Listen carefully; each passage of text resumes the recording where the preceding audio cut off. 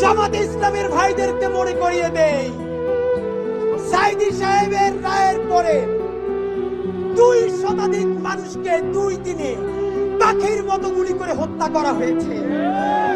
শুধু হত্যা করা হয় নাই, পাখির মতো স্তূপ করে নারী পুরুষের লাশগুলো রাস্তার পাশে রাখা হয়েছে।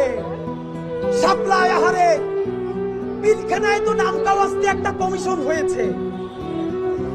শাপলার সবাই গরিব বলে, গ্রাম থেকে এসেছে বলে যেই গণহত্যা শাপলায় হয়েছে, তাদের নামে কি একটা কমিশন করতেও এই সরকারের লজ্জা লাগে?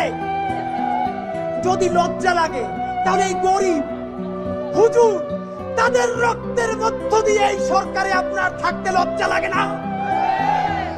বন্ধুরা আমার, বিএনপি কে বলতে চাই, আপনাদের হাতে ধরি, পায়ে ধরি, শহীদ জিয়ার বিএনপি কে দিল্লির দাস হতে দিব না।